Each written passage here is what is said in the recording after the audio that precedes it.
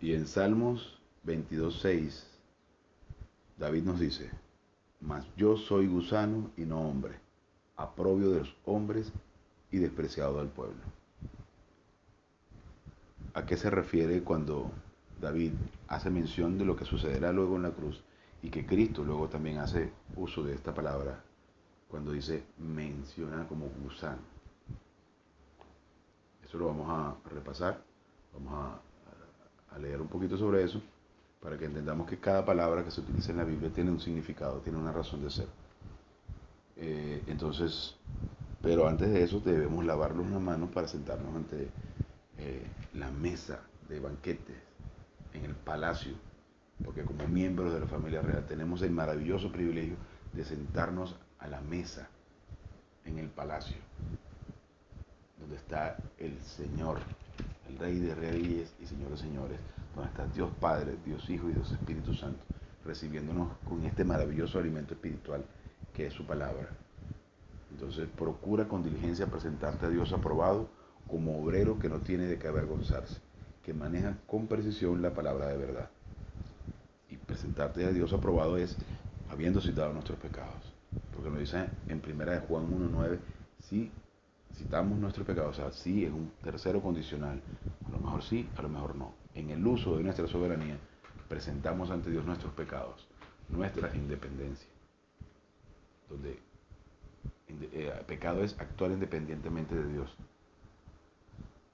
donde le decimos a Dios, dependemos 100% de ti, quiero depender de ti, porque es muy difícil entender que no tenemos más participación dentro del plan divino que simplemente aceptar su provisión, aceptar sus designios, y que todo lo que Él envía o nos permite es para nuestra libertad, para nuestra felicidad, porque todo está dado para que podamos disfrutar de este maravilloso tour.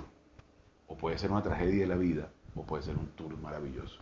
Pero eso depende de cuánta disposición tengamos por entender y aprender su plan, entender y aceptar su palabra. Entonces procura con diligencia presentarte a Dios aprobado como obrero que no tiene de qué avergonzarse. ¿Y por qué no tenemos de qué avergonzarnos? Porque mostramos ante Dios nuestras realidades. Con humildad reconocemos cuáles son nuestras debilidades, nuestros errores. Y entendemos que Cristo lo pagó todo en la cruz.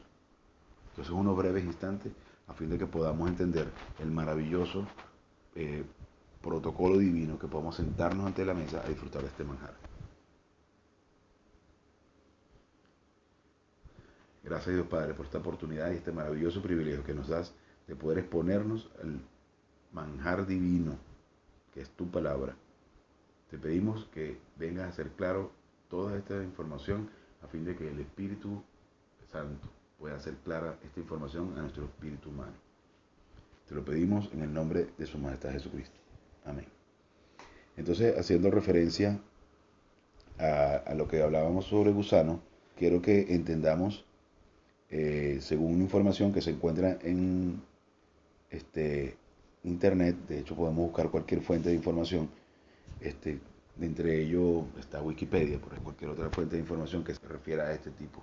El gusano que se menciona en la Biblia es el Tola Al. Ese es como se menciona en el Antiguo Testamento en el hebreo. Entonces, vamos a ver qué es el Tola, que de hecho en la actualidad el nombre en latín es el Cocos ilicis. Entonces, leyendo una información interesantísima en una página, en un blog que se llama El Pan del Peregrino, nos puede decir lo siguiente. El gusano escarlata o Cocos ilicis es un insecto con un comportamiento biológico interesante. Cuando la hembra es fecundada, se dirige a un tronco y adhiere firmemente su cuerpo al madero, donde pone los huevos y comienza a secretar una sustancia púrpura, carmesí o escarlata.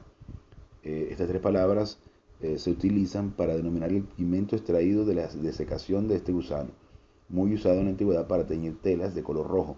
Esta tintura, muy cara por su escasez y dificultad de extracción, era usada para confeccionar la ropa y ornamentos de nobles, reyes y sacerdotes. Al secretar este fluido, se baña literalmente a sus crías, permite que éstas vivan pero el gusano perece en el proceso. El gusano muere manando su savia vital roja para dar vida a sus hijos. En el Salmo 22, David relata proféticamente el padecimiento de Cristo en la cruz. En el versículo Jesús 6, Jesús dice, mas yo soy gusano y no hombre, aprobado de los hombres y despreciado del pueblo. Cuando utiliza la palabra gusano en el original se refiere a esta clase específica de Coccus ilicis, y es clara la relación Jesús muriendo en el madero, derramando su sangre preciosa para dar vida a sus hijos. Sin embargo, hay que agregar que mucho más allá que simplemente el increíblemente maravilloso e infinito sacrificio de nuestro Señor en la cruz, está también el hecho de que en el Antiguo Testamento el sumo sacerdote vestía con ropas de color púrpura, y la intención de hacer mención de este gusano en particular es que él es machacado, triturado, como Cristo fue maltratado, triturado, abofeteado, masacrado, para poder teñir las ropas del cordero. Entonces este gusano, que es machacado en un mortero y que era muy costoso, porque para poder conseguir la suficiente tintura para teñir las ropas del sumo sacerdote había que conseguir muchos huevecillos y muchos gusanitos de estos. Entonces, ¿qué sucede? El sumo sacerdote, que era el máximo representante del pueblo de Israel, presentaba la sangre del cordero, presentaba el sacrificio ante Dios, como representante de todo el pueblo. En este caso, Cristo, él es machacado para presentarse a sí mismo como sacrificio, para que nosotros podamos tener un sumo sacerdote que nos represente. Es por esto que la obra de Cristo en la cruz es tan infinitamente grande. Por eso ya nosotros no necesitamos más representantes que Él. No existe más intermediario entre Dios y los hombres que Cristo. Por eso es tan de cuidado creer o no en imágenes o en figuras o en representantes, cuando nosotros ya tenemos un máximo representante ante Dios. Entonces es importante que lo del gusano lo entendamos como esa manifestación de amor, donde Él se entrega como cordero a sí mismo para poder teñir las ropas del sumo sacerdote, que es Él mismo, para que luego nosotros podamos tener el privilegio de ser sacerdotes y representarnos ante Dios. Entonces es interesante eso, para que podamos entender que con una simple palabra hay un enorme significado de lo que Dios tiene para nosotros. Entonces, en este proceso de estudio que estamos llevando a cabo para reconocer y entender la deidad de Cristo y la preexistencia de Cristo y las manifestaciones de Cristo en el Antiguo Testamento, para que entendamos lo infinitamente grande que es este plan, que no es simplemente que un hombre murió en la cruz, sino fue que la unión hipostática, deidad indisminuida y humanidad verdadera, a fin de que nosotros podamos tener el magnífico privilegio, es un inmenso privilegio que podamos nosotros simplemente decir, creo en esta obra, y no tener ninguna participación, y simplemente por el hecho de nosotros tener la libertad de simplemente creer, ya tenemos el maravilloso privilegio de tener todo. Claro, para mucha gente es difícil aceptar eso, porque necesitan tener protagonismo dentro del plan de Dios, cuando realmente no es necesario. Nosotros no debemos hacer nada. ¿Que es fácil? Claro, claro que es fácil, porque de eso se trata, es gracia, es un regalo, y nosotros no podemos hacer nada para merecer un regalo. Y luego estudiaremos lo que es la soteriología y lo que es la gracia, para que entendamos por qué razón es tan fácil para nosotros. Pero es fácil para nosotros, pero Cristo pagó el precio infinitamente más caro del universo, que fue con su preciosa sangre, con su vida, hacerse cuerpo de humano para poder morir por nosotros en la cruz. Eso es una cosa, un precio infinito. Y hacerse asquerosidad recibiendo todos los pecados del género humano. Entonces imagínense que cada una de nuestras pequeñas infidelidades, por más pequeña que creamos que es, fue un precio asqueroso que tuvo que pagar Cristo en la cruz. Entonces nosotros no podemos añadirle nada a la salvación. Por consiguiente tampoco podemos perderla. Entonces ojo con eso, de pensar que podemos perder nuestra salvación por algún pecado que cometamos. Entonces es una arrogancia máxima, por más humildito que pueda parecer la persona, pero es una arrogancia máxima pensar que puede perder su salvación porque simplemente cometió un pecado. O sea, todo fue vacío en la cruz. Entonces, y conocerán la verdad, y la verdad los hará libres. ¿Y cómo libre? Libre de culpa, libre de temores, de ansiedad, de preocupación. Porque no solamente es pecado las cosas que nosotros creemos que son pecados, porque nosotros podemos verlos de una forma, pero Dios lo ve de otra forma. ¿Qué es pecado? Actuar independientemente de Dios. Pero según el género humano, considera que pecar es fumar, por ejemplo. Pero preocuparse no. Y fumar no es un pecado, fumar es una estupidez. ¿Ok? Porque no se está dañando el cuerpo. Claro que se está dañando el cuerpo, pero el cuerpo físico, pero nos estamos hablando de que dañar el espíritu, de dañar el templo, es el alma, no el cuerpo. Porque de ser así, no deberías tomar café, no deberías tomar Coca-Cola, no deberías consumir azúcar o harinas o grasas. Entonces el chicharrón, comer chicharrón sería pecado. Pero resulta que no. El templo no se está refiriendo al cuerpo físico. Esto no es más que la carrocería en la cual nos transportamos nuestra alma. Debemos dejar de ver esas cosas tan visibles y materiales como tan importantes. Entonces dejaríamos de preocuparnos porque vernos bonitos y elegantes. Claro que no está mal verse bien o hacer ejercicio, estar en forma. Eso es perfecto, está bien, pero no tiene nada que ver con la relación espiritual. Tenemos que cuidar es nuestra alma. Si no cuidamos nuestra alma, si no tenemos la información correcta de nuestra alma, simplemente somos una veleta que nos lleva el viento. Entonces, vamos a continuar con el estudio. Me emocioné. Bueno, entonces vámonos para entender un poco del maravilloso plan que tiene Dios para nosotros y lo que es la deidad de Cristo y lo que es todo lo que es el, el, la grandeza de la obra de Cristo en la cruz. Entonces nos dice en Hebreo 1:9 al 10: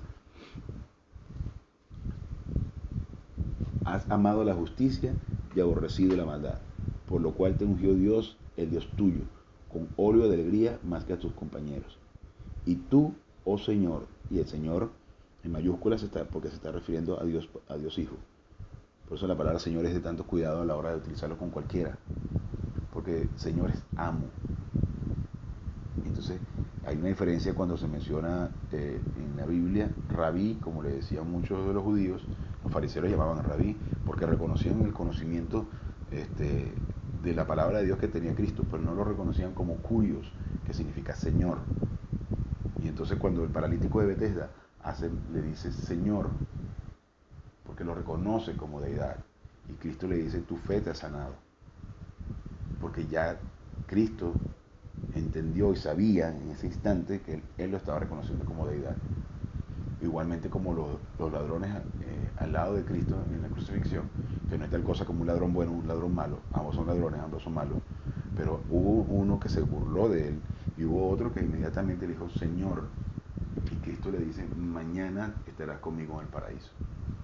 Fíjese qué fácil, no le dijo en ningún momento bájate y tienes que hacer tal o cual cosa, sacrificio, o tienes que ir a predicar, o tienes que ir a arrodillarte, o tienes que ir a hacer la manifestación ante todos los demás, o tienes que bautizarte.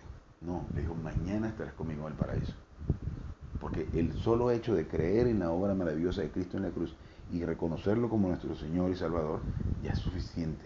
Y puede ser en la intimidad de tu alma, no tienes que ir a hacerlo público, es en la intimidad de tu alma, porque es un fenómeno espiritual, lo estamos viviendo en nuestro espíritu, en nuestra alma. Entonces, también nos dice, esto es para hablar sobre lo que es la eternidad, obra de tus manos y la preexistencia de Cristo. Y entonces nos dice en Juan 1:3, vamos a ver Juan 1:3. Todas las cosas por Él fueron hechas y sin Él nada de lo que ha sido hecho fue hecho. Y en el 4 nos dice, en Él estaba la vida y la vida era la luz de los hombres. Y en el 5, porque es que no puedo parar porque está demasiado bello esto, la luz en las tinieblas resplandece y las tinieblas no prevalecieron contra ella. Pero el punto en este versículo es hablar sobre que justamente Cristo es el diseñador de todo, es el creador de todo. Perdón, Dios Padre es el diseñador, pero Dios Hijo es quien construye el universo y controla el funcionamiento del universo. Se encarga de que los astros estén girando de la forma en la que están haciendo, que estén las estrellas en el lugar que están funcionando. Entonces, mientras está siendo clavado en el madero, mientras está siendo crucificado, Cristo está ahí en ese instante controlando el funcionamiento del universo. Entonces, esto es increíble, esto es impresionante. Y utilizo la palabra increíble, pero es creíble porque está aquí como evidencia. Pero es infinitamente grande para que entonces entendamos que nosotros no tenemos un Diosito, tenemos el Dios, el Señor del universo, muriendo en la cruz para que nosotros tengamos la increíble bendición de poder alimentarnos de esta palabra y simplemente podamos descansar. Entonces nosotros no tenemos ni siquiera derecho a preocuparnos, ni siquiera el más mínimo derecho a preocuparnos por cualquiera de las cosas que nos pasan diariamente. Ni preocuparnos por si hay dinero o no para pagar las cuentas, ni preocuparnos por una enfermedad, tenemos un X enfermedad mortal que nos dicen dentro de unos días, ya, dejas el cuerpo. Pero es justamente el instante en el que podemos decir, gracias Padre, porque esta es mi maravillosa oportunidad de descansar en tu plan, en este breve instante en el que estoy en medio de esta situación, y dentro de poco, si supero esto, bien Padre, gracias por... Si está bien para ti, está bien para mí. Si no lo supero, estaré en el tercer cielo. Entonces poder desarrollar autoestima espiritual, reconocer lo maravilloso que ha sido tu Dios, nuestro Dios, y reconocer el plan perfecto. Y entender que es una oportunidad para disfrutar a través del conocimiento que tenemos aquí, las herramientas que tenemos, poder disfrutar de este tour. Porque podemos hacer de nuestra vida una tragedia. Podemos pasar el tiempo aquí preocupándonos, atemorizados por lo que está sucediendo, una pandemia, o podemos estar disfrutando de toda la situación en nuestro entorno, viviendo en el tercer cielo, aún en medio de las circunstancias. Entonces, vamos ahora a leer en Primera de Juan 5:20. Nos dice, pero sabemos que el Hijo de Dios ha venido y nos ha dado entendimiento para conocer al que es verdadero, y estamos en el verdadero, en su Hijo, Jesucristo. Este es el verdadero Dios y la vida eterna. Cristo es la vida eterna, es decir, ha existido siempre, no fue un ángel creado. Y ahora veremos lo que es el ángel de Jehová y a qué se refiere cuando el ángel de Jehová se presenta en el Antiguo Testamento. Y ángel es la palabra, significa mensajero, es un enviado. Ahora, ¿es un enviado en qué condiciones? De subalterno, de menos, pues la representación visible de Dios. Y cuando en Juan 1:1 nos dice, y en el principio, y mencionaba en la clase anterior, que en el principio es un verbo en tiempo imperfecto, se está refiriendo a que en el principio que no era un principio, era el logos. Y el logos se puede traducir de varias formas, o sea, tiene varias connotaciones dependiendo de dónde se esté utilizando. Por ejemplo, en matemáticas significa número, en el caso puede también significar estudio, por ejemplo, biología, teología, eso significa estudio también, pero también significa palabra, manifestación. Entonces resulta que Dios Hijo es la palabra, es la manifestación del pensamiento de Dios.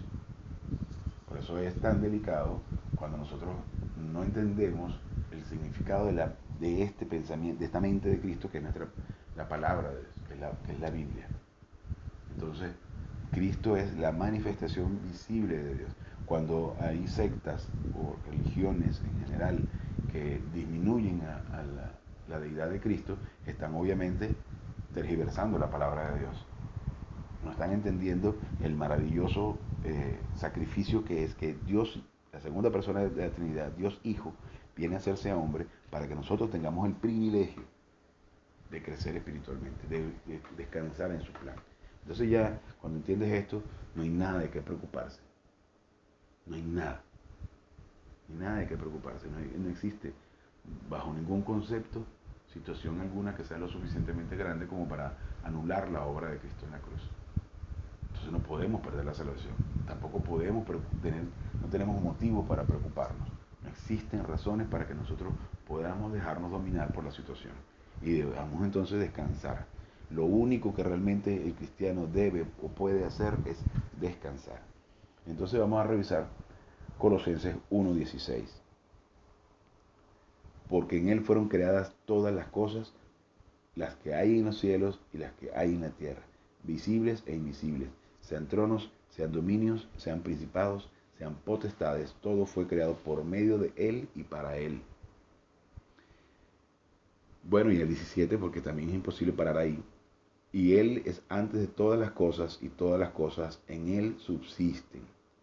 Y en el 18 nos dice, y Él es la cabeza del cuerpo, que es la iglesia, el que es el principio, el primogénito. Y vimos que el primero de todos, pues, de entre los muertos, para que en todo tenga la preeminencia. Y en el 19 nos dice, por cuanto agradó al Padre, que en Él habitase toda la plenitud. Entonces vamos a revisar un poquito de lo que nos dice Louis Perry Schaeffer con respecto a la preexistencia, al ángel de Jehová.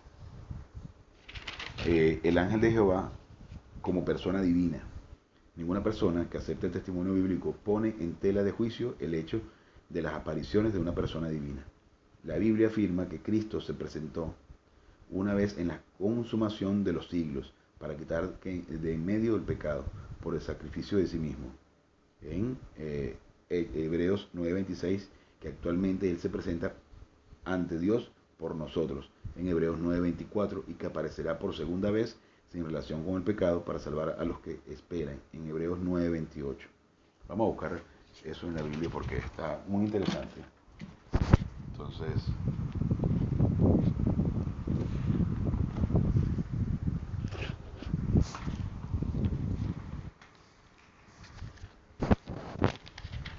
(9:24) nos dice, porque no entró Cristo en el santuario hecho de mano, figura del verdadero, sino en el cielo mismo para presentarse ahora por nosotros ante Dios. Y en el 9:25 nos dice, y no para ofrecerse muchas veces como entra el sumo sacerdote en el lugar santísimo, cada año con sangre ajena.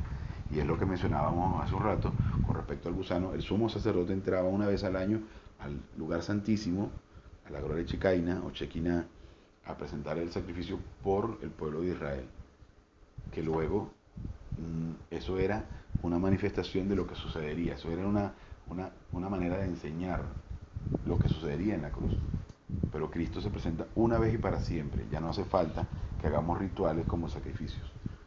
Y en el 26 nos dice, de otra manera le hubiera sido necesario padecer muchas veces desde el principio del mundo. Pero ahora, en la consumación de los siglos, o sea, en el momento preciso, se presentó una vez para siempre por el sacrificio de sí mismo para quitar de en medio el pecado.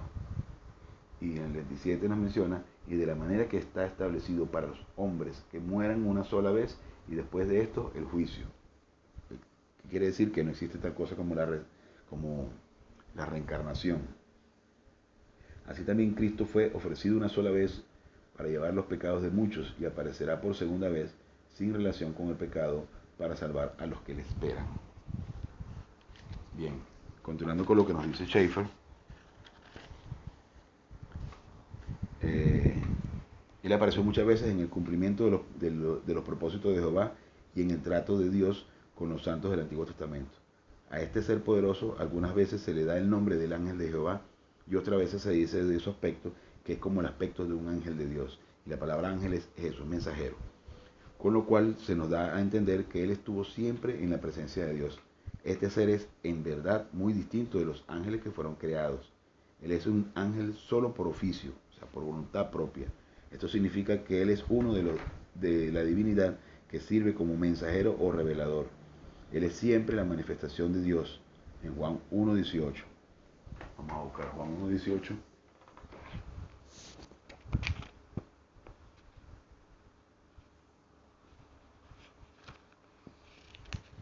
Nos dice,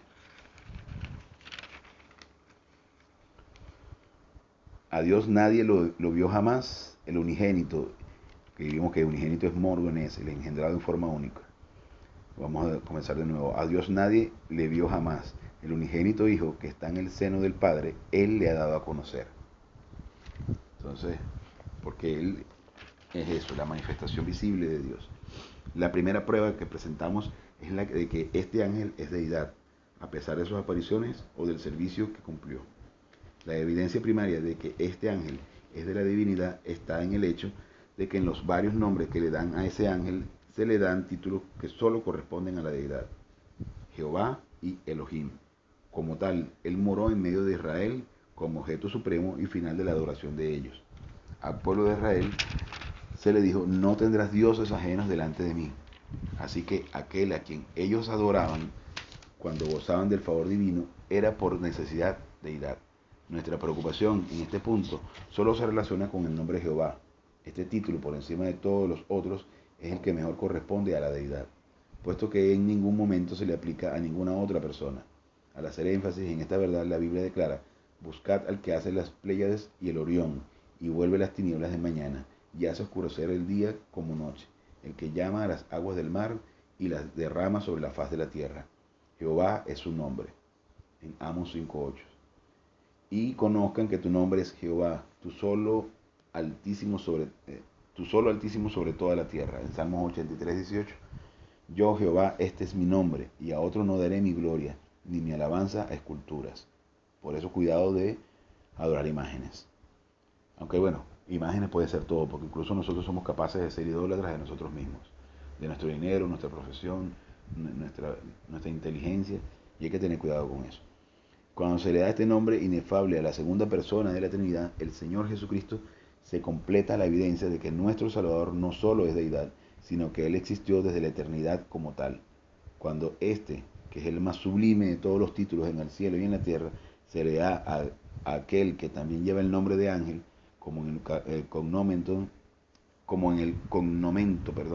ángel de Jehová, no significa que este nombre se ha empleado en contra de los principios de las Escrituras, sino que ese nombre indica a una persona de la deidad, el cual por causa de su servicio y de sus relaciones peculiares, aunque es increado, recibe el nombre de ángel. Ciertos pasajes como Éxodo 17:15, Números 10:35, 36 y 36, Ezequiel 48:35, en los cuales el nombre de Jehová se relaciona con objetos materiales, no constituyen excepción alguna, ni debe surgir confusión por el hecho de que este ángel se lo llamen Jehová algunas veces y otras veces el mensajero de Jehová. Está escrito que Jehová dijo, yo envío mi ángel o mensajero, pero de ese ángel se dice claramente que es el mismo Jehová. Es evidente que se habla de la misma persona cuando Jehová dice, yo envío mi ángel, y cuando dice, yo iré. Si surge un misterio absoluto en este punto, no es otro que el de penetra en toda la doctrina de la Trinidad y en su esencia. Todos los pasajes bíblicos que hablan del ángel de Jehová constituyen la evidencia y deben estudiarse. Entonces, el ángel de Jehová es eso, es la manera en la que Dios manifiesta su presencia. Entonces, y además de eso, en estructuras, en construcciones materiales en el Antiguo Testamento, eran las manifestaciones de Cristo, como el templo, como el arca del pacto, como el arca, eran justamente manifestaciones de Cristo en el Antiguo Testamento, que eran representaciones de lo que sucedería en la cruz. Por esa razón es que ya no es necesario hacer sacrificios, ya no es necesario guardar cierto día especial de la semana, porque todo está provisto por Dios. Cuando en el Génesis dice que al séptimo día Dios descansó, no se está refiriendo que Dios estaba agotado, se está refiriendo que justamente descansó porque todo estaba provisto, y era en referencia a lo que sucedería en la cruz. Todo está consumado. Y el tiempo del verbo dice, todo está consumado con el resultado, aoristo activo indicativo, dice, todo está consumado con el propósito que continúa consumado. Entonces es imposible que nosotros podamos anular la infinita obra de Cristo en la cruz. Por más grande que creas que es tu pecado, nosotros no podemos anular la obra de Cristo en la cruz. Y eso entonces nos ofrece una seguridad de saber que en medio de las circunstancias tenemos un Dios magnífico que tiene un plan perfecto y que controla todo el universo y que tiene todo perfectamente calculado. Porque Dios sabe absolutamente hasta el más mínimo de tus pensamientos. Los conoce mejor que tú. Y conoce perfectamente lo que va a venir para cada uno de nosotros. Entonces podemos descansar en un plan perfecto, en un Dios infinitamente perfecto. Nos vemos cada vez más chiquiticos y lo vemos a Él cada vez más en su magnitud. y entendemos que no tenemos nada de qué preocuparnos y tenemos en el uso de nuestra soberanía la oportunidad de o rechazarle o seguirle. Y es allí lo maravilloso, nuestra libertad, porque Dios respeta esa libertad de poder elegir nosotros lo que queremos hacer, si rechazarle o seguirle. Y con esto terminamos esta clase por el día de hoy. Entonces, muchas gracias por presentarse ante el trono, ante la mesa, a disfrutar del banquete. Y así, haciendo uso de nuestra libertad, aplicando percepción, inculcación, metabolización y aplicación de la palabra de Dios, a fin de que podamos desarrollar paz y felicidad en medio de estas circunstancias. Una breve oración y nos retiramos. Gracias, Padre, por esta oportunidad maravillosa que nos das de poder concentrarnos en el estudio de tu palabra. Te pedimos que vengas a hacer estas cosas claras a fin de que podamos metabolizarlas y poder utilizarlas en nuestro diario vivir, a fin de que podamos descansar en tu plan, en la obra maravillosa de tu Hijo Jesús en la cruz. Gracias. Te lo pedimos en su nombre. Amén.